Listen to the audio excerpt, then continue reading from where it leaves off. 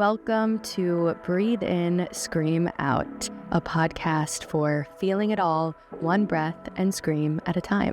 I'm Katie Healy, your guide through this sacred mess called life. Here in this podcast, we'll feel everything. We'll cry, we'll laugh, we'll scream, and maybe scream again. Let's get into it. Hello, welcome back to Breathe In, Scream Out. I'm your host, Katie Healy, and today's episode is a very special guest episode with my friend and expander for me, Emily Rose. Emily is a speaker, a writer, and a movement witch. I'm so excited to share this conversation with you for so many reasons. So much of what Emily embodies aligns with what I believe in, also what I'm growing towards, and I just love the way that she not only helps women expand, but disrupt previous patterns, ways of being, relationship to not just their bodies, but to the world around them. And Emily is someone who walks the walk, talks the talk in every single way, which is really the only kind of people I want to be around. Not the people that just share what should be said, but also live it in their everyday lives. And she is exactly that. And of course, she's a Scorpio woman. And you know how I feel about Scorpio women. I love my Scorpio women. I am surrounded with them on purpose. And I pretty much listen to everything they say. If they had a cult, I would be the founding member, club president of that club or cult for all my Scorpio women out there. Scorpio men, we're still on the fence. But before we jump into the episode, we'll start the same way we always do, with a breath and a scream. So wherever you are, whether you are in a space where you can really lean into this moment of solitude and expression, close your eyes, find your seat, maybe you're even lying down somewhere.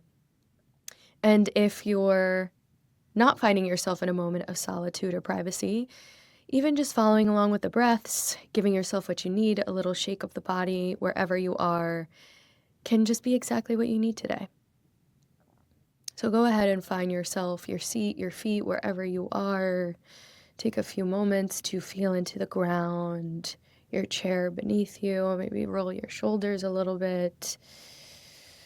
Not to create more tension, but just to release some of that space in those parts of your body. Wherever you're feeling tension, tightness, like you're really holding on to something.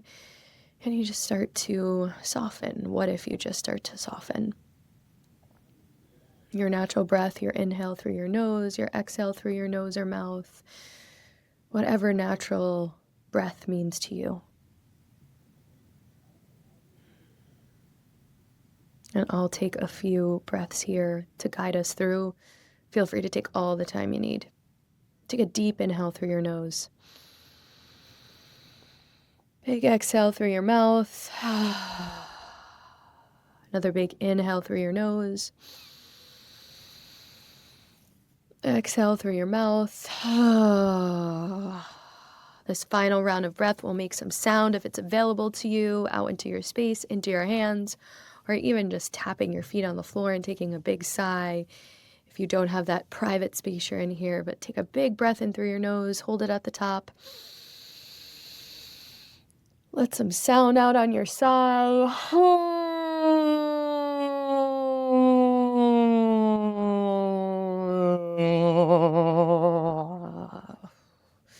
Give the shoulders a little bounce, a little shake. Take a breath in. Flutter your lips, let it go. Shake the legs, your feet. Just give the body a little flush one more time. Breathe in. Flutter your lips, let it go. Let any shaking, movement go in your body. Return to your natural breath. Find some stillness. And when you're ready, if your eyes are closed, just start to flutter them open. Come back into your space. And please enjoy this episode with the one and only Emily Rose. Emily, welcome to Breathe In, Scream Out. Thank you so much for joining us today. I'm so excited and so honored to be here. When I listened to Bree on this podcast, and then when we connected again, I just felt truly so honored. So thank you. I'm so honored to have you. And we'll start with the same question we always start with for our guests. What are you screaming about right now? I love this question so much. In fact, small story, I was so inspired by how you start your podcast that I got curious about how I wanted to start mine. And it's why I ask a question in the beginning too. So I think it's quite genius. What am I screaming about? Okay. You ready for these? Yes, I'm ready for all of them. We're ready for all Okay. of them. Long form creativity, Okay. movement for pleasure and perspective. And then the last two are silly. Water picks, which don't know why it took me 36 years to get one, and record players. Okay, so when you say long form creativity, can you Yeah. give us a little taste of what that means?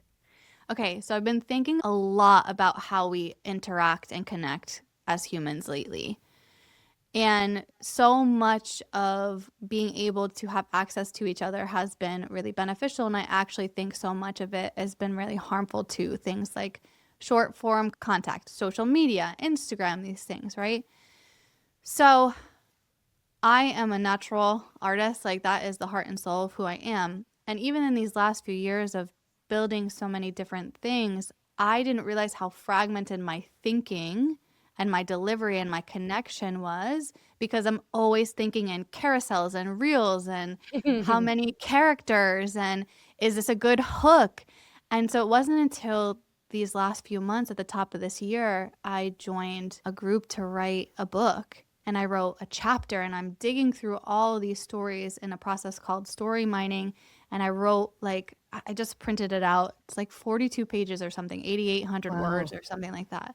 Yeah. And that process has been such a reminder and homecoming to the fact that, like, my personal creativity, and I think all of us in a creative sense to a certain extent, has been like fragmented, stuffed into characters and boxes and things like that. So long form creativity, not necessarily long form content, even though I love me some long form content. This is right up my alley. But the creative, like, let's move for an hour. Let's Mm. not just do things to check them off our list, but yeah, let the creative be. Honestly, we'll call it long form creativity now, but I think it's just straight up creativity. I totally agree and understand that resonates with me a lot in terms of like the digestibility of content and making it digestible for everybody else and sacrificing parts of our creative process because we're worried about, like you just said, getting it out in under a minute. It's, Right. making it quippy and clippy and short form in that way. Oof, yeah, Yeah.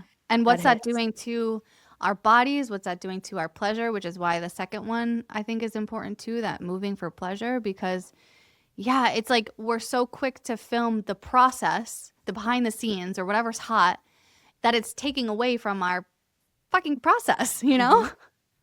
And so it's becoming about the filming of the process or the digestibility of the process rather than the actual process itself. So I think creativity has been a little distorted. It's also Mm. so accessible, which I think is really expansive too. That anyone can make something beautiful and throw it out there into the internet ethers. That's Mm. pretty cool too. But yeah, I can't help but think lately where we're formatting ourselves. And that whole, especially like you just mentioned with movement and pleasure and how not just creativity, but in that regard too, how so much of it all has become for the sake of filming the thing or putting it out in the world, like the performative aspect, not Hmm. all of the goodness and intention that lies underneath. Yeah. Yeah. I love to look at videos of, like, okay, there's so many super niche things out there that we have no idea about. So this is also just a reminder for anyone that feels like they're too specific in their expertise or their niche. There is one person in the whole world that paints the green pinstripe on Rolls Royces. There's one human in the Just entire one. world. just one. And when he's older now, and so he's training the next person because he's in his, the last season of his life. And so I heard this, I don't know, maybe Ben, my fiance, was sharing a podcast he listened to, and I started digging it around at these, super niche, creative expertise. And it just made me think like, wow, okay, we teach movement and we teach yoga and we teach breath work and we're coaches, and we feel like there's not enough for us. And it takes us away from our craft, from like really devoting to the finite things that make us so magical. And then I learned about the one human in the whole world that, oh, by the way, he hand paints them. He hand paints. Yeah. Of course. Yeah. I mean, for that price, he better be hand painting. Yeah. For the price of the Rolls Royce. Right. He better be hand painting. Yeah. So it's just like fascinating to think about these super niche, creative pockets where people have made an entire life from, and that there's never anything too specific if we are the one devoted to it. Yeah. I love that. And why don't you tell us a little bit from all that perspective you just gave us on your feelings on creativity and movement and pleasure, a little bit just about what you do and how you started to do what you do, which some people might say was at one point overly niche or too niche or too specific. So I'd love for everyone just to hear a little bit about what you do and how you share it. I would love that. So I also too feel like my desires and my work ebbs and flows, and the perspective and the reach expands and then it contracts a little bit. So I'm kind of in a little bit of an expansion. Like I mentioned before, the heart of who I am is definitely an artist. The second part of who I am is definitely a straight up witch. But I am an embodiment advocate, facilitator. I specialize in somatics, sensuality, and primarily too erotic vitality. And what that means is just bringing life back into the body, getting curious about how much we can wring out of our systems to enjoy, centering pleasure. And that, honestly, it all comes from a place where for many, many, many years, many decades even, that was not how I lived my life. I was always a 3-season athlete. I pushed my body to the maximum. I had 3 jobs through college. I was always asking my body for more. And it wasn't until I found pole dance in 2013, I think it was, that I started to get more curious about what it means to inhabit this body as a human, as a female, and just other forms that were essentially not for productivity, push, accolades, and certainly other people too. So fast forward a decade and how long? Yeah. Fast forward a decade from when I found that, I opened up a studio here in North New Jersey. I signed my lease on March 1st of 2020. So we know what happened 2 weeks later. Oh my goodness. Yeah. And my journey through pole as the muse has also been quite interesting, because I think even in this recently or currently, we think of pole, and I know this is true because I still hear it from people that I talk to, strangers. The first thought is sometimes oh, that must be such a good workout, right? And yes, and.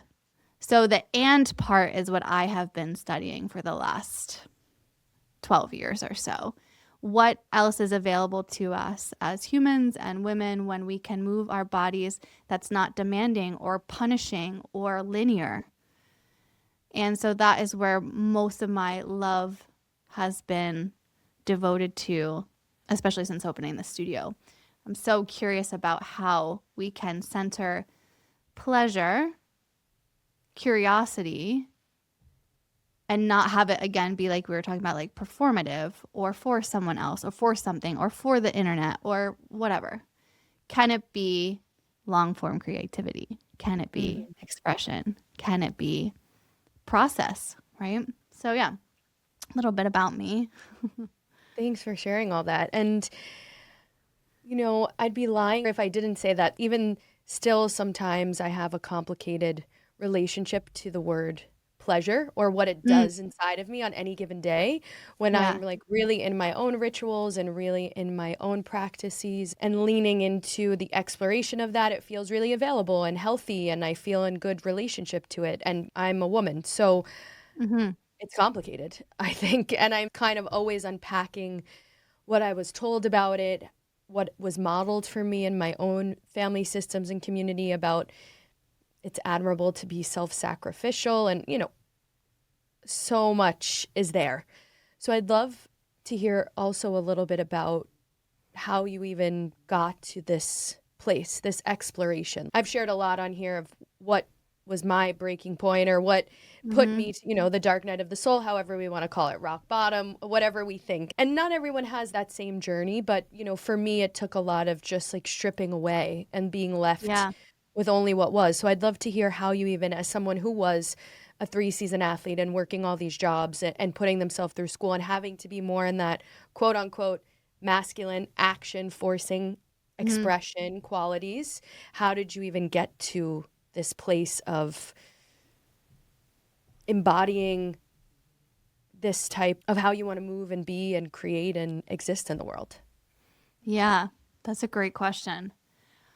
Oh, a lot of my story is like constantly putting myself just within an arm's reach of really horrible relationships, if not completely Mm. wrapped around them.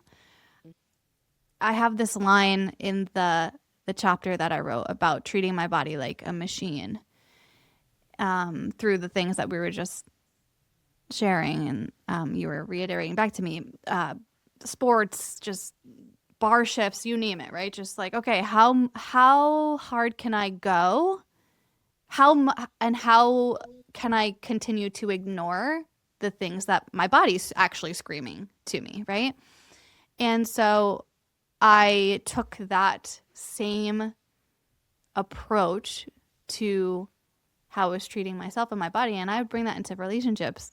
Like, how much can I ignore? How much shit can I take? How much pile on? How much just like, okay, things are talking to me, I'm ignoring them, right? Intuition, my actual physical body, shit my vagina was trying to tell me, right? Like, Yeah. Yeah, I have a history of really not loving choices of romantic relationships. And so I actually believe it was a breakup that brought me to that first pole class. And I almost didn't go to a class that like completely shifted things for me because I was so sad.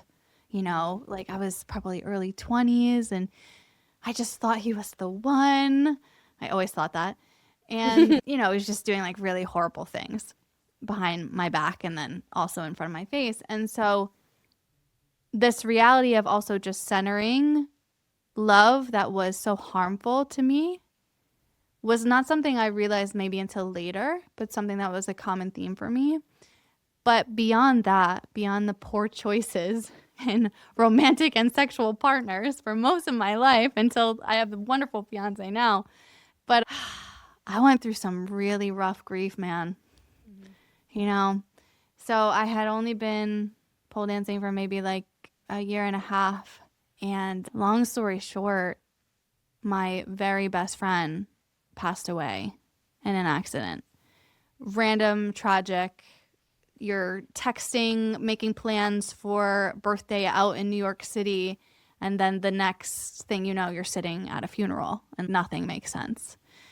And that shit just broke me and split me open in a way that I had never met or refused to meet before in my life.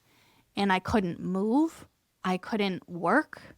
I couldn't pay my fucking bills. Like, I couldn't do anything for a while. And so it wasn't until I finally got my ass back into a class that I realized, like, oh, this is going to be like movement, not necessarily pole, right?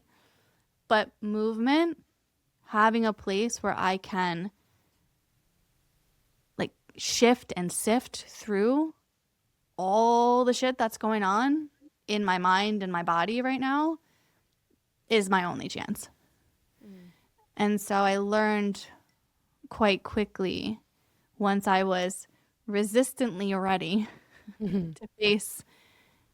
to face how my world was going to be shaped after this event. I learned quite quickly that movement, something that I only used to treat my body like a machine for the first 2.5 decades of my life, would actually be the thing that walked me back home to it. Mm. Yeah. But it took, it took almost another decade from that moment to understand what that meant and what that could be in space for other people too. Mm. Yeah. Yeah, thank you for sharing so openly about what that looked like for you. And I think women or not, but I can only speak for women, relate to that so deeply. I think too, it's a really interesting dynamic. I only have been lucky enough to know you post that version of that Yeah. loss and owning your business and the way you teach and coach and guide women and humans through these experiences. And you only know me post all of that loss. And still, even with all the work that I've done, I struggle in those romantic situations. All the confidence and energy and intuition that I bring into every other area of my life, I still find they're really the deep-seated shit that like that's what it latches onto.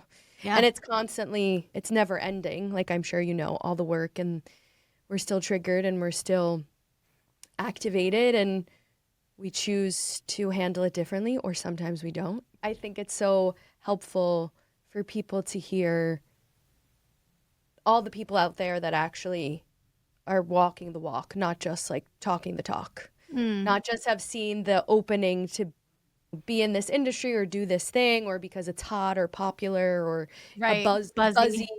Yeah. right now, Yeah. like somatics is super buzzy. Yeah. And Embodiments, buzzy. Yeah. part of me loves that people, it's Agreed. becoming, there's no good or bad. It has its lightness and its darkness. But I think it's so helpful to know when people come on this podcast or your podcast or anywhere we're sharing our friends and the practitioners we love, to know that they actually have been through the fire and some. Yeah. And I guess what was it about? There's also plenty of people who do this work and don't feel the need to take it on the way you or I have, to like create a whole business and become a Yeah. practitioner. So what was it about this work that made you feel like this is what you had to dedicate your life to, your purpose to, your mission to, however you relate to it? Yeah, that's another good question too.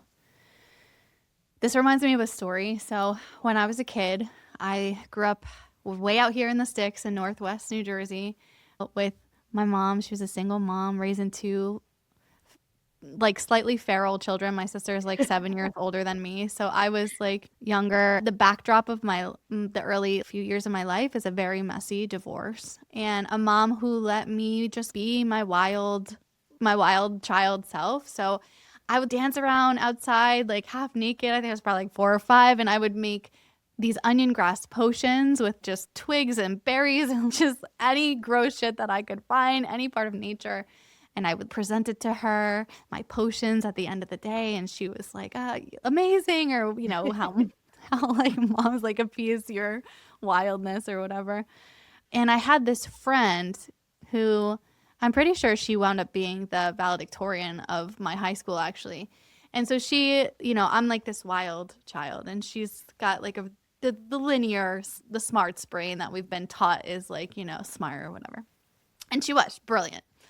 And she would come over. She lived in the same area that I lived, and she would come over, and I'd like ask her if she wanted to make potions with me. And she was like kind of resistant in the beginning, and we'd still hang out.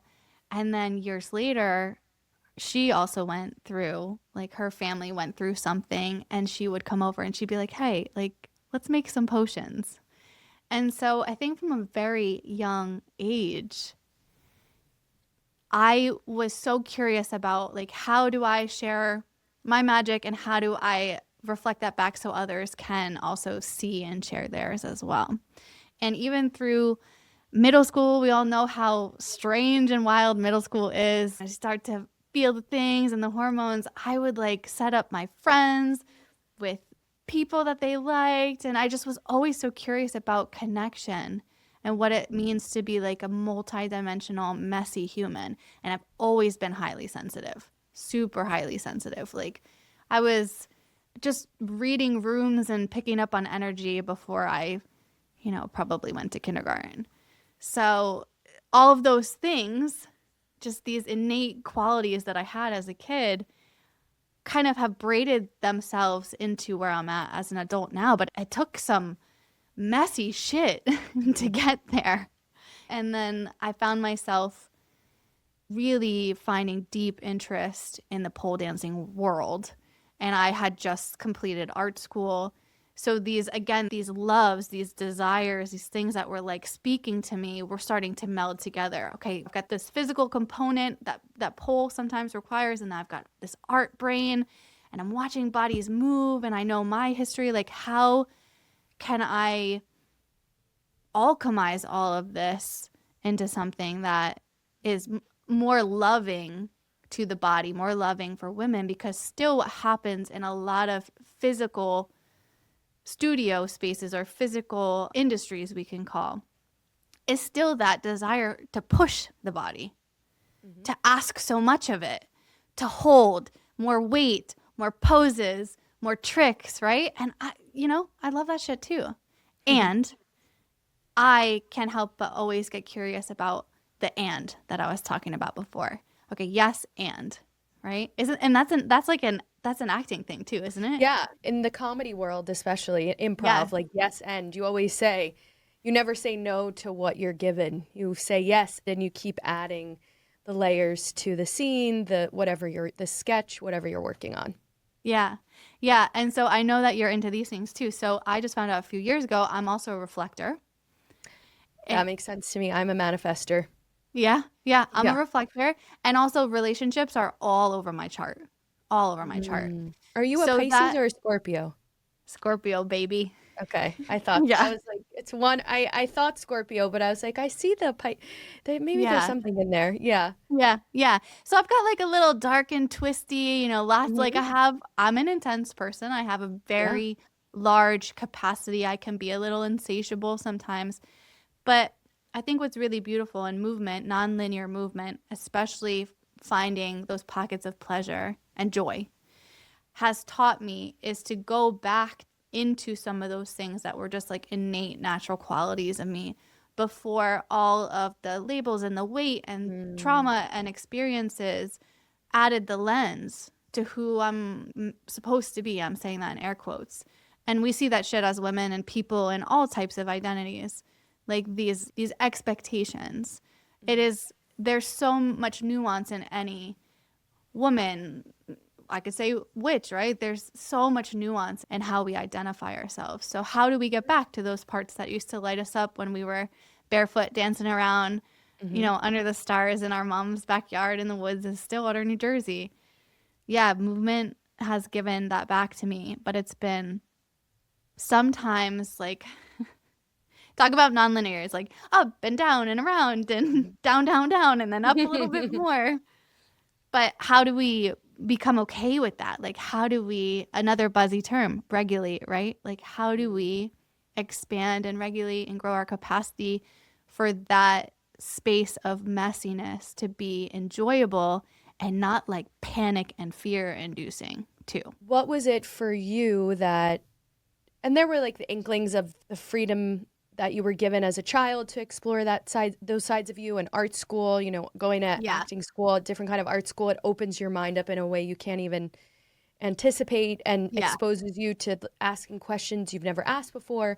But what were the steps that got you to even open up to those parts of yourself? I just think so much of what we do is still so taboo and we take it for Yeah. granted. Like how, Yeah. I like, what do know. you mean you don't know about X, Y, or Z? When I see folks doing pole and I think it's beautiful in an art form and still Yeah. so many people see it as taboo or a workout Yeah. or X, Y, or Yeah. Z. So what was Right. it that started to unfold in you that opened you up to all these like non-linear different ways of experiencing and being in this energy? Yeah. That's a good question too. You know what I think I gotta pull it back to is talk about long form. So this is before, probably when I found pole dancing was when Instagram was just like images, and you only Oh would yeah. have like, it'd be like your best friend and like the guy that had a crush on you from like your gen ed class or whatever, right? Those Mhm. were the people that were in your Mhm. Instagram feed. And if you had like 5 likes, it was like exciting or whatever. I was a late bloomer. Literally. I had so much resistance to Instagram. I did not understand it. But eventually I joined like way back early, 2010 maybe or whatever. Yeah, I don't think I was on Um, there till like 2012 probably myself. So, yeah, yeah, yeah. I was probably post graduation, so yeah, probably 2012, 2013. Mhm. So when I first like got curious about taking a pole class, I was actually switching bar shifts with someone who's I talk about her a lot because she changed my life. We were switching shifts. She was like, "Oh, I'm so glad you're here. I have to go teach dance," and I'm like, "Okay, you're 30, like ish. What kind of dance do you teach?" And also she was just really like actively fit, things like that. And I was just like, all right, what are you teaching? And she told me, oh, I teach pole at the studio a couple towns over. And I was like, oh my God, I've always wanted to try that. And she's like, yeah, that's what everyone says. And I was like, okay, understood. Give me a rainy day. I'm making that phone call and I'm making those appointments. I think I put in on my credit card. I would drag my best friend along. I'm like, we're going to do this shit, right? But I'm telling you this because in that discovery, I would deep dive into YouTube. Mm. And so I would watch women that didn't even know I existed moving their bodies in a way that was just so unapologetically real and raw. And they would like drag their hair across their face, and they had dimples and cellulite, and like they were dancing like 9 inch nails. And I was like, what is this? And where has this been my whole life? Mm. I've been like trying to show up as good. I've been trying to like appease men. I've been treating my body again like a fucking machine. Like, what is this? And how do I get to be a part of it? So I think it was the women. Like, when I found myself in a space with other people that were, I don't want to call it ahead, maybe experience and like timeline wise. Let's call it ahead timeline wise, not skill wise. They're just a couple steps ahead of me. And that awareness of like, oh, people like do this and they're like right in my town. And then and oh, like women like experience like feeling this way and it's not for anyone else. So I think just being around people and seeing that there was possibility in something that had me leaning in, I was like, ooh, okay, why couldn't this be for me? You know? So yeah. Does that answer your question? Yeah, it does. Because I was just talking about this yesterday. So often, I don't know when it became uncool to try or to Yeah. even like, people. There's a fine line between like pushing and forcing. And I myself have been called a try hard many times. I Mm. try really hard.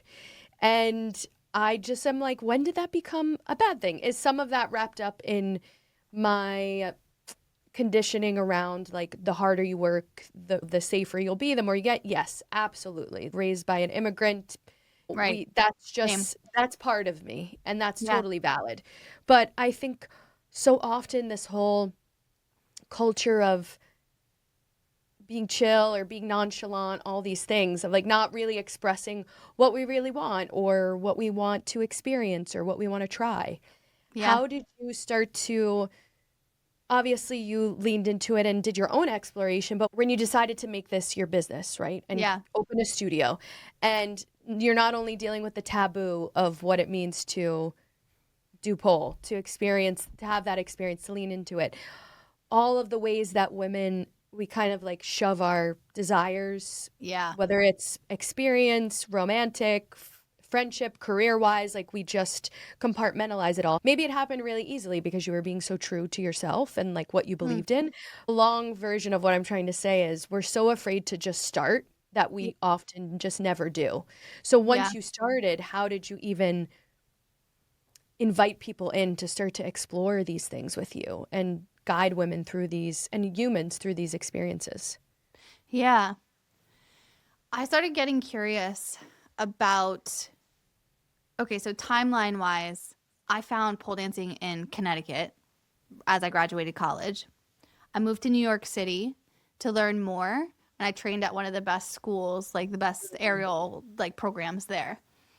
In that first year, that's when my friend passed away that I mentioned at the earlier part of this episode. And everything goes numb, everything goes black. I stay in New York City for like another 2 years, sell all my shit, pack up my shit, start traveling and teaching at studios in the country that will, like, anyone that would take me for a week, I'll sleep on your couch, I'll teach your programs, whatever. That was a wild time, which we can talk about later if we want. But yeah. And so I found myself in these programs and these studios and these spaces where there was so much more depth that maybe just who I am, or maybe part of my magic is just like allowing or inspiring that space to like kind of de-armor a little bit. That's definitely something that's always been a part of who I am. Like, I'll stand in line and someone will want to talk to me about something that's challenging, right? So started integrating that into how I was teaching.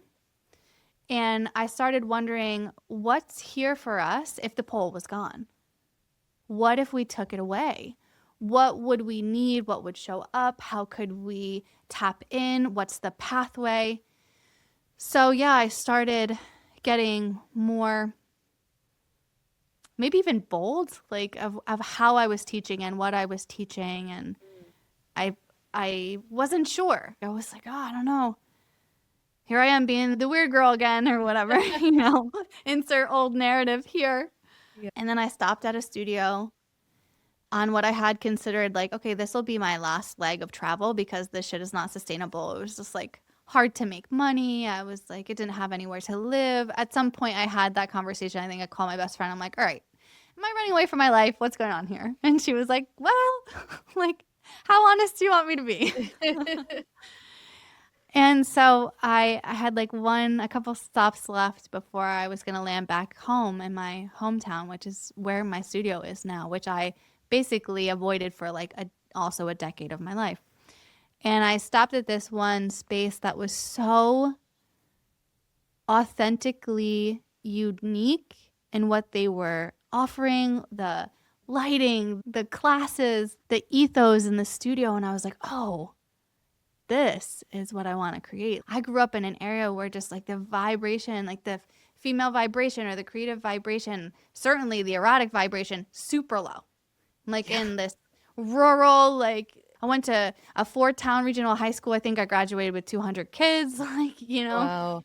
So small town USA. And I was like, okay, if I'm going to go back home, this is why.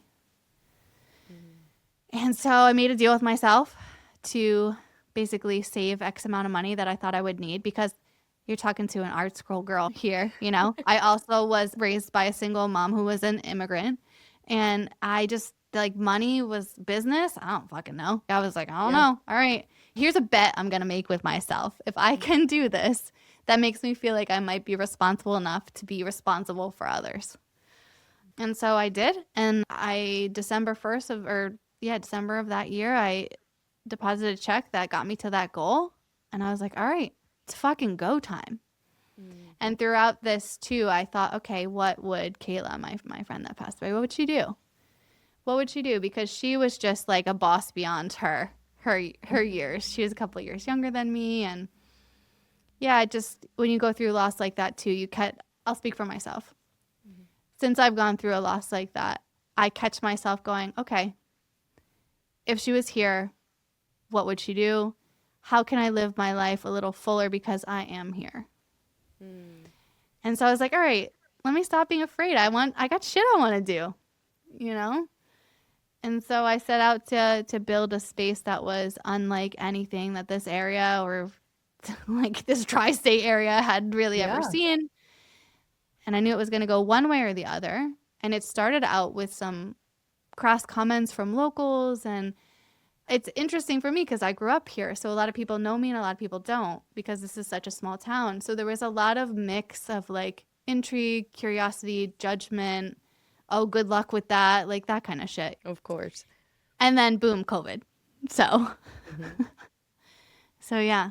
So that's kind of like the journey that got me here. And then as people started walking through the door when we were finally able to open, and the studio has shifted and changed a lot. There was a lot more physical forward, at least visuals in the beginning. But yeah, just every time someone new walks in the door, I get more curious of like, how can I serve this person to their fullest? Like, where can we expand? Where do we need to pull back? And so owning a studio, especially a sensual dance studio, is an ecosystem. It has its own heartbeat. And so what I've learned too is to listen, which is what dance taught me in the beginning at all. So, yeah. And I'm sure we could do a whole episode just on COVID and like keeping a business together, like a physical Crying every day together, open during COVID. But I would love to hear, just like to touch into how you navigated that as a first-time business owner. And maybe I could assume a few things. Probably taught you to like listen to your intuition even deeper, to like surrender, to trust, but how you navigated that time when so many businesses that had been open for a decade, 20 years had to close, and how the business has transformed and changed and is thriving. The name is Thrive, but also, you know, is arguably thriving from what I've experienced and seen, and you know what Bree has shared with me, what you have shared. How did you even how did you stick it out, and you know what was worth it on the other side, or what has come to fruition on the other side of that? Yeah, so there's nothing like saving for a year and then watching that money sit in a pile of sawdust, just wondering if human beings will ever be able to walk through your door. Just like thousands of dollars of poles just still in their cardboard tubes because I was like, I don't even know if I can have like humans I in might here need to ever. return these. Yeah, return these custom Get my money back. Yeah, that came on a freight truck, you know, because they're like 12 feet long. Oh my Oh God. my God. If I am being honest, I fucking cried a lot. And I love to cry. Well, I don't love Same. to cry, but if I need to, I'm gonna let that shit rip and then I love it. I cried like twice this morning just about the astronauts in the going around the moon. We're crying over here always. Yeah. We're screaming as much as we're crying. We're crying and we're screaming. Yeah, I can double down on all that. the time. And what I want people to know too is that that's like another, our bodies are so wise and they love us, and that's truly like an ingrained tool that we have. So with that though comes stories, right? So there's the somatic experience of crying, and then there's like our brain can tell us all these different reasons of why, and some of it's logic and some of it's reason and some of it's old stories. But I think I would give myself space to kind of feel sorry for myself, like whenever I needed to, a day, a couple days. And then I'd be like, all right, how are we moving with this? So I let myself like fully have the experience of whatever the fuck was going on. I had just joined a mentor group that my first mentor changed my life. I did not know shit about business. I did not like we would get on calls and she would ask us for our monthly numbers, and it took me like months to understand that like, oh, she wants a number from me, not like an idea. You know, like she wants like, she'll be like, nope, Emily, try again. I'll come back to you at the end of the call. Like, you know what I mean? Like that woman in the best way changed my life. And we would have these meetings that's like, well, do we want to talk about what cleaning products we need on our floors, or do we want to talk about how we're going to stack cash when we are able to open our doors again, you know? So just honestly, that mindset shift that felt wild in my body, because I did not grow up talking smoothly or expansively about money. There was only fights, fear, lack, stress. So to be put in a place and I was paying to be in a place where we could talk about shit that was scary was so huge for me in those months. And then, I mean, I taught probably like 150 online Zoom classes, all donation based, while we were all shut down. And so that kind of kept me sane. What's wild is none of those people that were in those classes are probably my students now. And also all of my students didn't know me at that time because I wasn't open yet. So I kind of had this like Rolodex of people I had taught across the country, which was really cool. And teaching on Zoom was not something I'd ever done before. So I was like, wow, Yeah. that's kind of cool. I'm like in my father-in-law's like art room, like just like teaching, you know? So there was so much. Oh my God, it was like a day of expansion, 3 days of contraction. 3 days of expansion, 48 hours of contraction. So it taught me some grit. It taught me some grace. And it also asked me to get really clear on who I wanted to support and serve when I was able to open my doors. And as I've learned, just to talk back to that like that niche place that some of us are in, and even doubling down in that, like being okay with upsetting people because they expected something from me and being like, well, actually, it's like this. And this is how I can serve you. So yeah, it was a wild time. I can only imagine. And arguably, like staying the course when it probably maybe in the moment would have felt easier to just close up shop, pivot, do Yeah. another thing. Especially, we'd love to be in all versions of extreme. And I say that as someone with Scorpio placements as well. I am extreme and intense, and I like, hello, I get it. But we're obsessed with like never quitting or always pivoting and like not thinking about it. And kind of what we were talking about before this call, like just sometimes you just have to sit and be in the thing and Yeah. really allow yourself to stay the course while also being open to whatever that road, that path, that course turns into. And Yeah. teaching on Zoom and doing the thing and telling people no and finding new students. But I'd love in those, I can't believe that was 6 years ago, but in the Crazy. 6 years since, how has your business evolved? Like the women, the humans you serve, the students, the teachers that work for you, and how have you also transitioned as a businesswoman, as a speaker, a teacher, a movement Yeah. witch, all the things that you do? Yeah, I feel like I'm constantly evolving. And I think, Mm, you know what? I think we can get a little bit addicted to that too, totally. like Oof. 100%.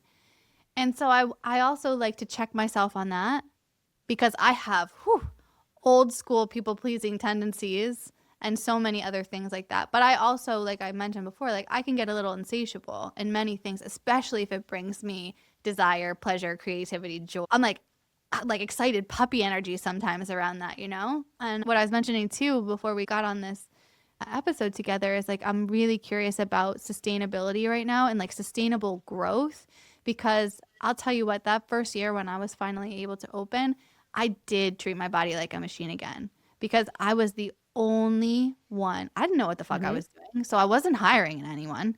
I was teaching 15 classes a week. I was doing the marketing Oof. and the mopping. I was in a mentorship container. I was still shooting photography.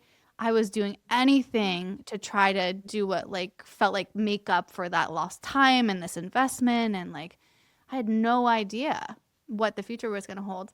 But in that, like if you're someone who is like I guess even hyper vigilant like how I have always been and how I grew up too, just like always getting shit done. Like if you need to get shit done, you figure it out. Some of that comes from like scrappy survival mode for sure. But what I learned really quickly is like, oh, I'm not going to be able to do all this shit by myself if I want to have like a sustainable long business. So for about a year, it was just me. And then I started to hire who is now my senior staff. And they're all four of them are still with me. In fact, one of them is my full-time GM now, and she's incredible. They're all incredible. But holy shit, if business is a crash course in self-development, hiring and growing a team is like a 101 40-hour cram on releasing control expectations and like fear. Oh my Yeah. God. Because in that too, right? So for a year, people just saw me. And so now they were seeing other people and they're like, wait, but I want, and now I have Emily, this, yeah. yeah, I want you. I want, right? And I love that. That's great. Like, thank you. Yeah. That feels good. But also, like, I would like to maybe take a day off in the next 5 years of my life.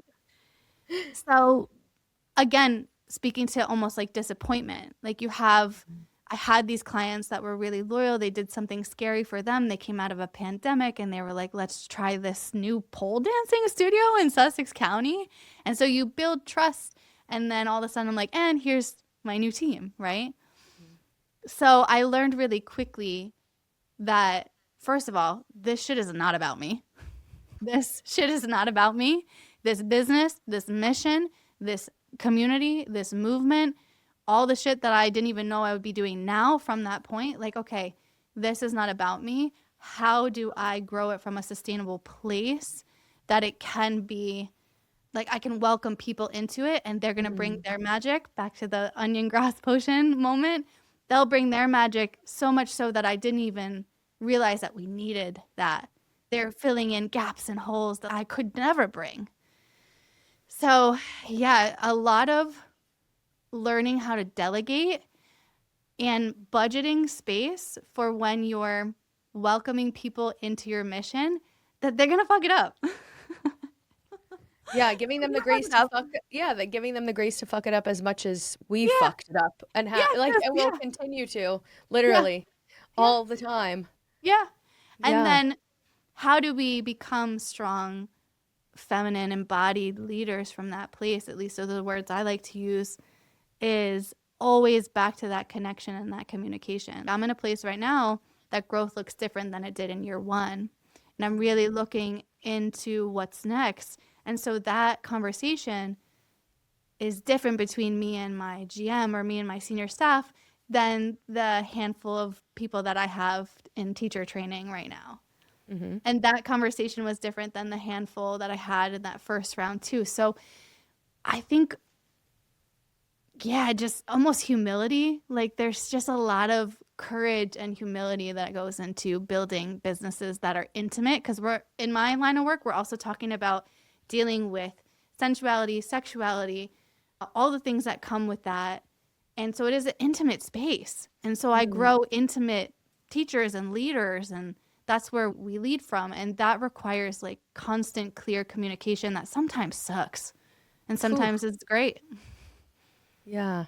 And arguably, like, your willingness to, no matter how scary it may feel, to expand your business and let people in has also allowed you to expand into these other aspects of who you are as a leader too, with like, the book that's coming out, leading your retreats, your teacher training, your mentorship online. How does it feel? This could be a big question, and maybe you don't have, the fully realized answer, but how does it even feel to know where you were 10 years ago and all the things you're doing now? Oh my God. You know what?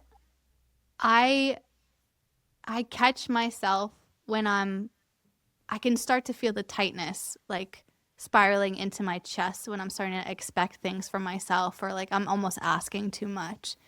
And so catching myself a couple beats before that and inserting gratitude has been something I am trying so hard to implement this year, because I have tapped into parts of myself that haven't been able to be fully expressed in the first 5-6 years of building this space and this community and this business, that I didn't realize I missed.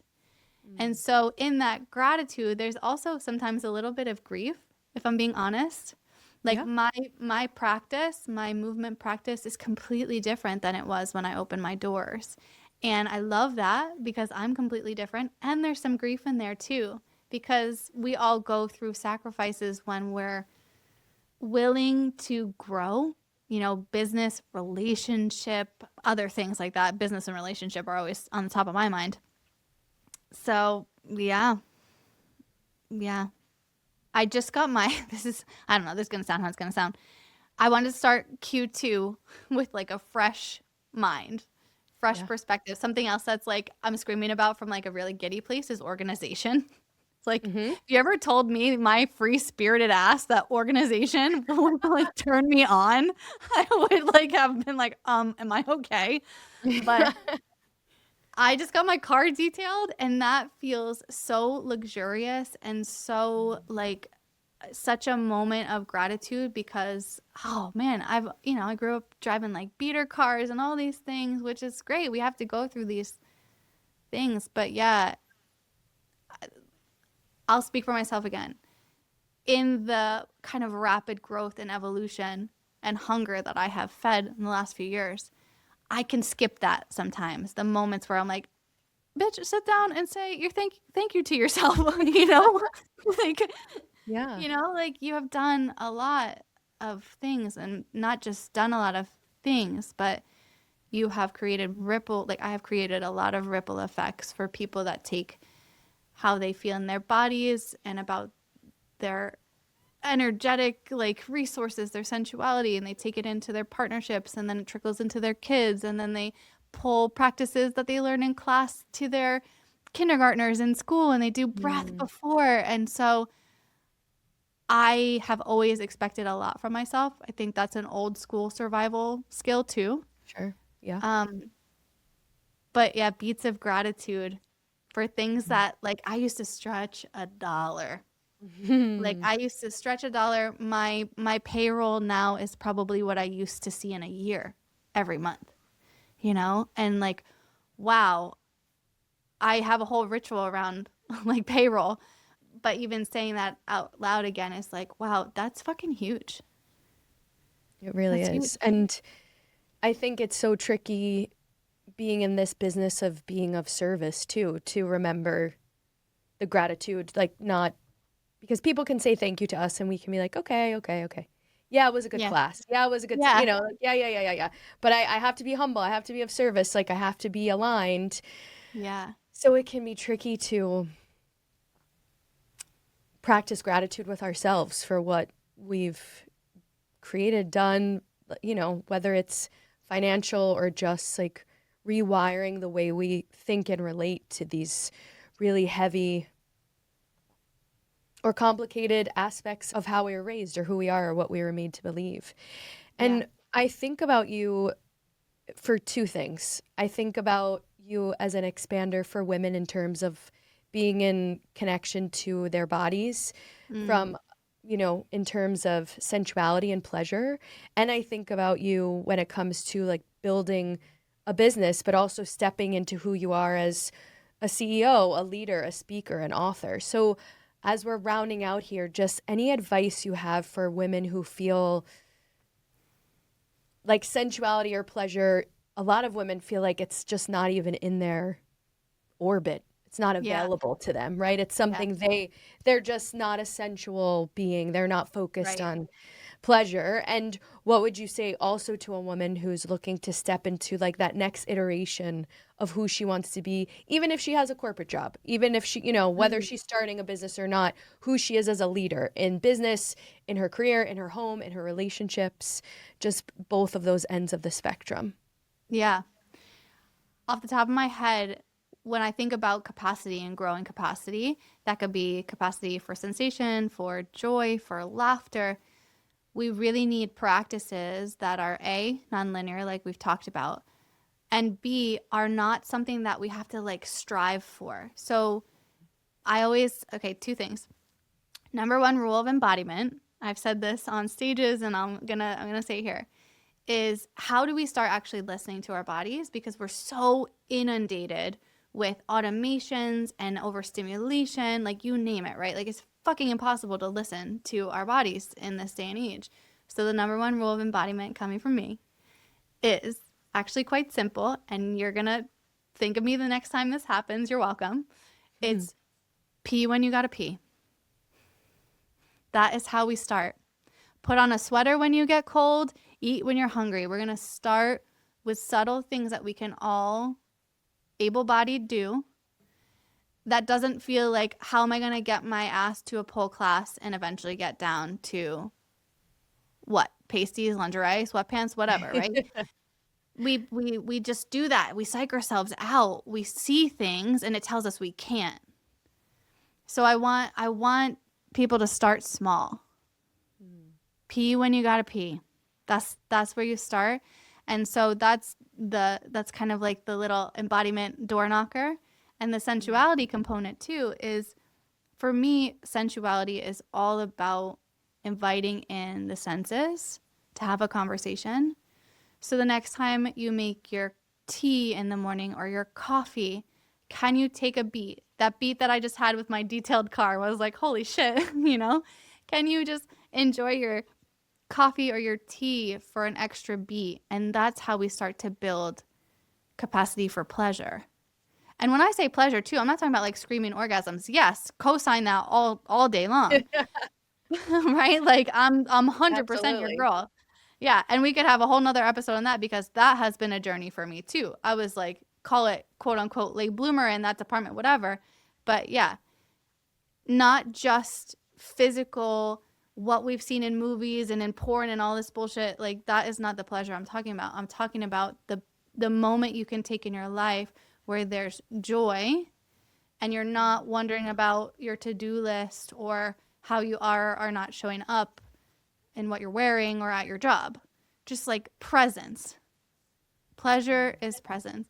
I have this thing I say, embodiment is the art of living, and sensuality is the pleasure of being there. I love that. So pee when you gotta pee and start building capacity.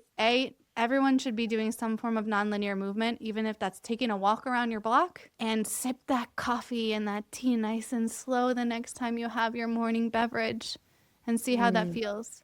Because that alone is going to bring up so much shit. If you're like, I got to go to drop off. I got to answer this email. There's so much information just in that practice alone. I completely agree. I think for so long, and this is probably a Scorpio placement thing too, transformation to me felt like grit and tenacity and struggle and pain. And this could be our next episode, just transformation through pleasure and actually letting transformation be pleasurable and joyful and not so deeply rooted in the struggle like so many women are made to believe we have to be in contact with in order to change. Yeah. And for the leaders out there, the self-leaders, the heads of household, the CEOs like me, the corporate loves, like, what do I want to say to you? Well, definitely pee when you gotta pee, because I feel like corporate spaces, like you definitely start owning that shit.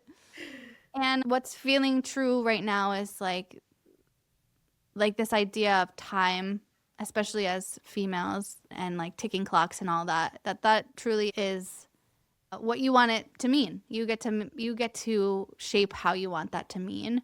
And if you are someone who gets stuck in your head, then coming back home to the body is going to be like a new freedom. It's not going to feel great at first. If you're someone who push, go, slowing down is going to feel like fucking shit at first. But I promise, well, I don't promise shit. But coming back home to your body is going to show you things that your wonderful, beautiful mind simply cannot. Yeah, up-leveling sometimes does look like locking in and working in a different way, but a lot of times for us overachievers, the ones that believe we have to work hard in order to be valuable in some way, it's more about like letting go and trying a different way of opening ourselves up to receptivity. Yeah. And vulnerability, I mean, I know you love Brene Brown too, right? Mm-hmm. Yeah, Auntie Brene. I mean, vulnerability really is a superpower, and there's so much magnetic, ooey gooey, like untapped resources that we have in the feminine. So whether that means your body, like your female body, or your feminine energy, or just the non-linear curiosity that I like to identify with the feminine, there's so much juice in that. And we have been not only ignoring it, we've been told that it's bad and wrong. And I would just love, from CEOs and Fortune 500 companies to, I don't know what the contrast of that would be, because I don't feel like it's like a hierarchy. I just, leaders. And I'm talking to moms, I'm talking to business owners, I'm talking to team leads, like honoring those spaces that we have been taught and told are bad, are not for us, are actually where all the fucking magic is. Yeah. Thank you, Emily. I feel so grateful to finally have you on the podcast and just be able to also to talk with you for an hour is a gift. Yeah. Yeah, thank you so much. That was so fun. I feel like we just got started, so I'm sure there'll I be more, know. We'll but have to do it again, part 2. I really appreciate you. I've loved you since the moment I met you, so thank you. I feel Thank you honored, so and much. that was such a great conversation. Thank you again for tuning into this episode with Emily. Thank you, Emily. I truly mean it when I say you're such an expander for me, not just in terms of the way you live your life and the way you've grown your business, which is for any entrepreneur is super expansive to see the way you work and how you grow and how you show up so authentically as you, but also just as a woman, a human, a person, to lean into that pleasure, that sensuality, to come into contact with those parts of myself a little bit more fully, a little less performative. And if you loved what you heard from Emily, obviously I need to have her back because we could have talked for a whole other hour, but she works with folks both one-on-one. She has retreats. She has an online mentorship. She likes to work with people who want to shake shit up. Whether you're a creative, a witch, a fitness person, a business owner, her content will really speak to you in so many ways, not just through social media and what she shares, both through her business for Thrive Embodied Arts and also who she is as a person, but what she does in her containers, whether that's through the online mentorship or one of her retreats, which she has coming up this June. Please reach out to her. Please follow her. Please work with her. You will be all the more better for it. Thank you again, Emily. Thank you again for listening. I can't wait to breathe in and scream out with you again soon.